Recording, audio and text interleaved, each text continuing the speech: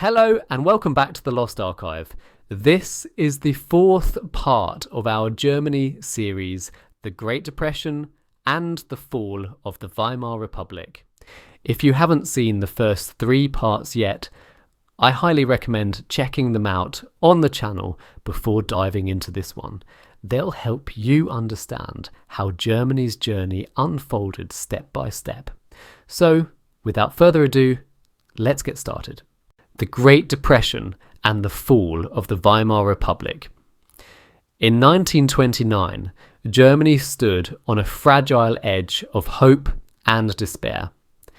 After years of slow recovery through the Dawes Plan, industries were humming again, cities were rebuilding, and ordinary Germans had started to believe that maybe, just maybe, the worst was behind them.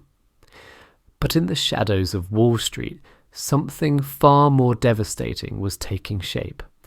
Something that would drag Germany back into economic chaos and political darkness. It all began in the United States, the financial heart of the post-war world. The roaring 1920s had seen endless optimism, people investing heavily in the stock market, banks lending freely, and companies expanding beyond reason. But that optimism was built on credit, a fragile tower made of borrowed money. Then came October 1929, the Wall Street crash. In just days, the value of American stocks collapsed. Billions of dollars were wiped out. Banks panicked, businesses closed, and the economic confidence that fueled the global recovery vanished overnight. Germany, though thousands of miles away, was hit like a direct blow. Why? Because Germany's recovery after World War I had been built almost entirely on American loans. Under the Dawes Plan, the US had lent billions to stabilise the German mark, rebuild industries, and pay reparations to France and Britain. But when Wall Street fell, those loans dried up instantly. American investors demanded their money back.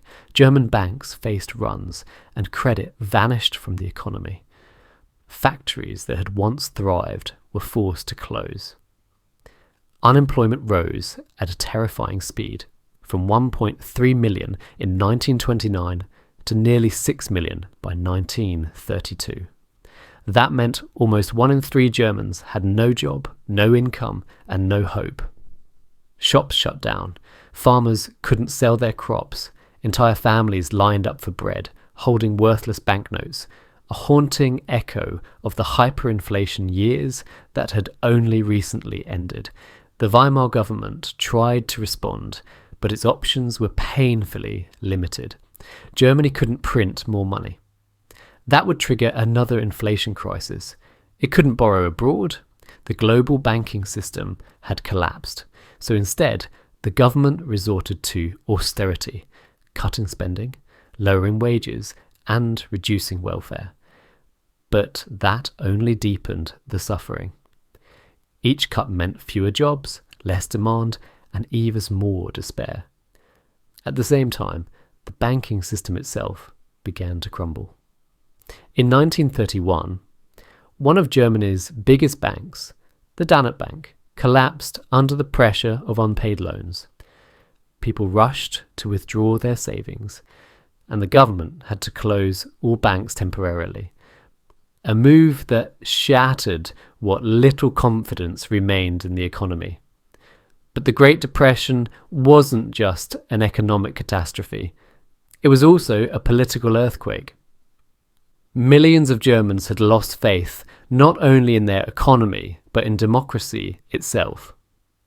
The Weimar Republic, already fragile and divided, was now blamed for everything. Unemployment, hunger, humiliation. The extremist parties, who had once been on the political fringes, suddenly found themselves speaking to desperate crowds.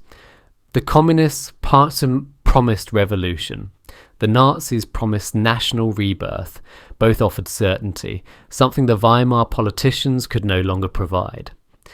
And in that storm of fear and anger, democracy fell apart piece by piece. Parliament became paralysed.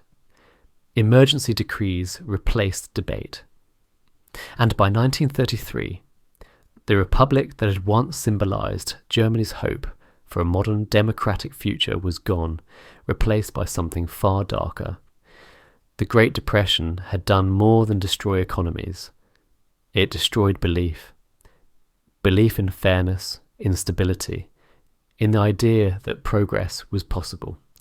And once that belief was gone, the door was wide open for those who promised strength at any cost. So when we look back at the fall of the Weimar Republic, we shouldn't see it only as a political failure. It was also the tragic story of how a global economic collapse, born in the greed and speculation of the roaring 20s, shattered a fragile democracy already weakened by war debt and despair. And from those ashes, history took a turn the world would never forget. So that was it for now. See you later in another video. Until then, like and subscribe.